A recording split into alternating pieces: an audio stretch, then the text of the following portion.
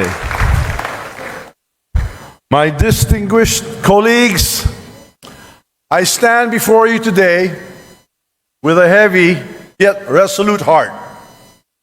Recent events compel me to address not only the accusations that have been hurled against me personally, but also the attacks on the institution we hold sacred, the House of Representatives, the heart of our democracy and the voice of the Filipino people.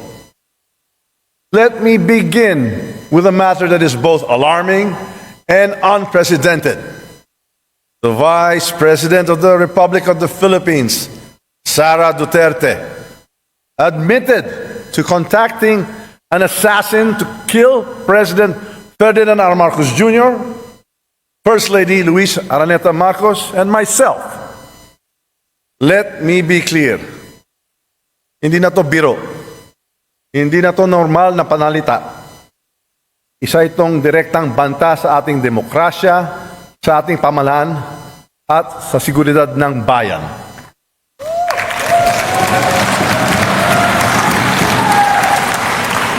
Such statement is not just reckless, it is dangerous. It sends a chilling message to our people, a message that violence can be contemplated by those in positions of power. This is not just an affront to the individuals targeted, it is attack on the very foundation of our government. It is an insult to every Filipino who believes in the rule of law and the sanctity of life. Violence has no place in our society. It is irreconcilable with the values that have taught and guided us for years. Values of respect and amicable, peaceful conflict resolution.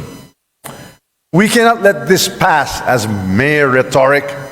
The gravity of such confession demands accountability. It demands answers. It demands that we, as the representatives of the Filipino people, take a stand to protect our democracy from any and all forms of threats. The actions of the Vice President will go down in the annals of history like a nightmare that will haunt our people for generations. And this House will do whatever we can to protect the dignity of this institution and the 100 million Filipinos we represent.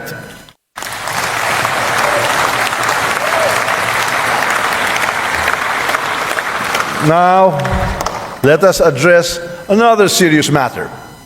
The Vice President's unfounded and baseless accusations that I am plotting to destroy her because of alleged political ambitions for 2028 elections. My colleagues, these accusations are not only untrue, they are a desperate attempt to distract from the real issues at hand.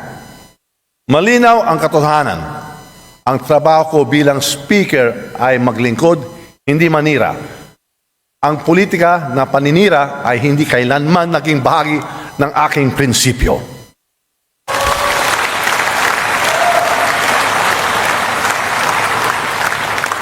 My focus has always been on fulfilling my responsibilities as Speaker of the House, leading with utmost integrity, untarnished by division and self-interest, and guided by the principle that every action and decision I take must always be for the benefit of the Filipino people.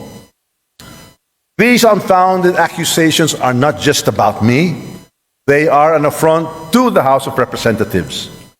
They are an attempt to erode public trust in this institution, to sow division, and to create chaos. We choose unity over division, dialogue over conflict, and cooperation over confrontation. Why these baseless accusations?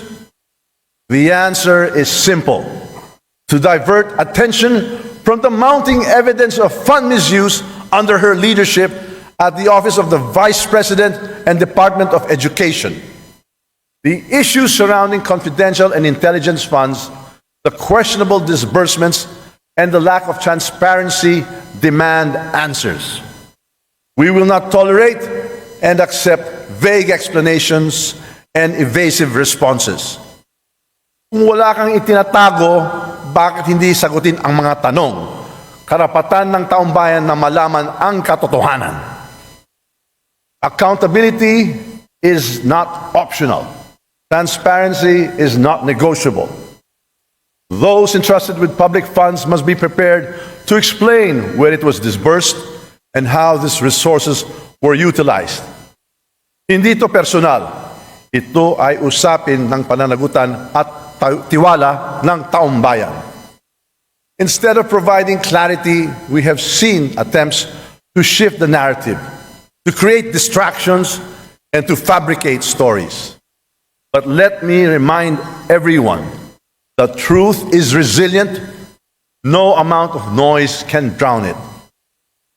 This House of the People is a sacred institution. It is the embodiment of the people's will, and its dignity must be upheld at all times. Ang Kongreso ay sagrado. Ang mga patakaran at seguridad dito ay hindi nilalabag. Ang paglabag sa mga ito ay kawalang galang sa taong bayan ng ating pinaglilingkuran. Disrespect for the protocols, security measures, and leadership of this institution is not just a breach of rules, it is a breach of trust. To mock our protocols, to defy our orders, and to malign our leaders is to disrespect the Filipino people who elected us to serve. This House operates on the principles of the rule of law, transparency, and accountability. These principles are the bedrock of our democracy. To undermine them is to weaken the foundation upon which our nation stands. My colleagues, I call on you to stand with me in defending this institution.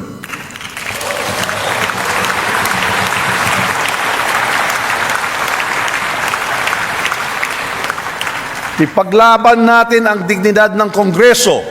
Ipaglaban natin ang katotohanan. Ipaglaban natin ang ating demokrasya.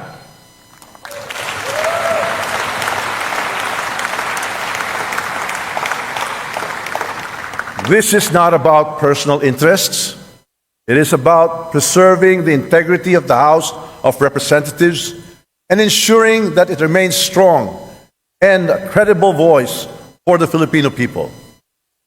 To the Filipino people, I assure you that this House will not waver in its commitment to transparency, accountability, and service. We should not allow individuals to ruin this great nation with their manipulative tactics, their troll armies, or their few blind followers. We owe it to the Filipino people to remain steadfast in our mission to pass laws that improve lives, protect freedoms, and ensure a brighter future for all. Finally, I reaffirm my unwavering support for President Ferdinand R. Marcos Jr. and his administration.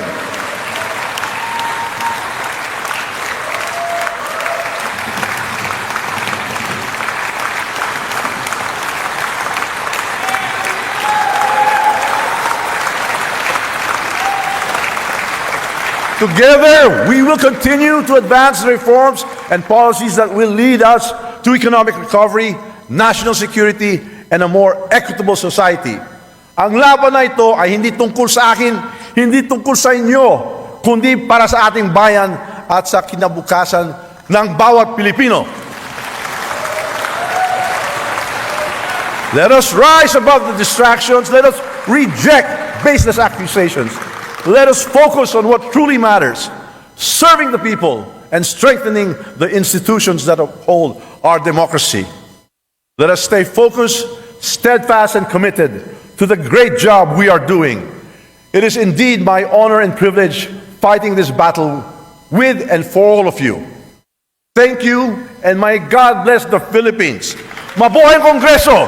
Mabuhay ang sambayang Pilipino!